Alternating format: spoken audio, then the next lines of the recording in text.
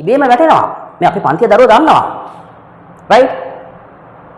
සංධිය අතර අමාරුම සංධියක් තමයි ඔය කියන විදිහට ස්වරාදේශ සංධිය. දැන් අද බලපන් පන්තියේ ඔක කිව්වනේ. right? අලුතෙන් ආපු දරුවෝ පොඩක් අහගන්න. දරුවෝ ස්වරාදේශ කියලා කියන්නේ ස්වරයක් කියන එක අපි දන්නවා. ආදේශයක් කියලා කියන්නේ ආදේශයක් කියලා කියන්නේ තියෙන දෙයක් අයින් කරලා ඒ වෙනුවට වෙන දෙයක් ගන්නවා. උදාහරණයක් හිතන්න මගේ මේ පෑන ඉවරයි. මම මොකද කරන්නේ? පෑන ඉවර නිසා මට මේක වැඩක් නැති නිසා මම මේක අයින් කරලා ඒ වෙනුවට මම පෑනක් අලුතෙන් ගන්නවා. තියෙන දෙයක් අයින් කළා අලුතෙන් දෙයක් ගත්තා. අයින් කරලා ගත්තොත් ඒකට කියනවා අපි ආදේශයක් කියලා. එහෙනම් දරුවෝ ස්වරාදේශ සංධියදී සිද්ධ වෙන්නේ තියෙන අක්ෂරයක් සමහර දෙකක් අයින් වෙලා ඒ වෙනුවට ඒ අඩුව පුරවන්න අපේ අවශ්‍යතාවය සපුර ගන්න අපි අලුත් අක්ෂරයක් සංධිය ඇතුළට ගන්නවා. right? උදාහරණකින් පැහැදිලි කරන්න. සංධි වර්ගය ස්වරාදේශ. උදාහරණයක් පූජෝපහාර. ඔන්න මම සංධි පදේ ලියනවා. සංධිය පූජෝපහාර. එක දෙකට කැඩුවාම වෙන් කළාම අපි එකට කියනවා විසන්ධිය කියලා. විසන්ධිය තමයි පූජා උපහාර. ඔය ගොඩක් දරුවෝ මේක විසන්ධි කරනවා වැරදියට පූජා උපහාර කියලා. නෑ පූජා උපහාර නෙවෙයි විසන්ධිය පූජා උපහාර. දැන් ටිකක් බලන්න පූජා උපහාර පූජෝපහාර වෙන්න මෙන්න මේ කියන ජෝ අකුර හැදෙන්න ඕනේ. ජෝ. අපි පැත්තකට ගෙන බලනවා ජෝ හැදෙන්නේ කොහොමද?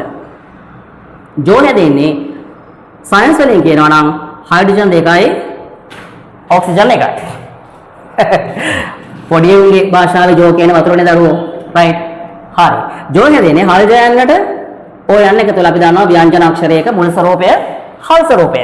ඕනම ව්‍යංජන අක්ෂරයක මුල් ස්වරූපය හල්. එකට ඔය එකතු වුනහම සවුන්ඩ් එක ජෝ ජෝ. right? දැන් අපි බලන්න ඕනේ ජෝ හදාගන්න අපිට තියෙන්නේ මොනවද නැත්තේ මොනවද? ජෝ හදාගන්න අපිට හල් ජයන්නක් ඕනේ. මෙතන හල් ජයන්නක් නැහැ. හැබැයි ජා තියෙනවා. ජා තියෙන නිසා අපි දන්නවා ජා හැදිලා තියෙන්නේ හල් ජයන්නට ආ එකතු වෙලා. ඔන්න අපිට අවශ්‍ය කරන හල් ජයන්න අපි මෙතනින් හොයා ගන්නවා. right? හල් ජයන්න තියෙනවා. අපිට ආයන්නක් වැඩක් තියනවද? නැහැ. ඒක මම රවුන්ඩ් කරලා පැත්තකින් තියා ගන්නවා. ඊට පස්සේ එහා පැත්තේ අපිට ඕනේ ජෝ හදාගන්න හල් ජයන්නත් එක්ක ඕයන්නක්. දැන් ඕයන්නක් තියනවද? නැහැ. ඒ වෙනුවට ඕයන්නක් තියෙනවා. ඒක වැඩක් නැහැ. ඒකත් අයින් වෙනවා. මෙන්න මේ අක්ෂර දෙක වෙනුවටම දරුවෝ ස්වරාදේශ සංධියේදී අපිට අවශ්‍ය කරන අක්ෂරය වෙන ඕ අකුර අපිට ගෙන්න ගන්න සිද්ධ වෙනවා.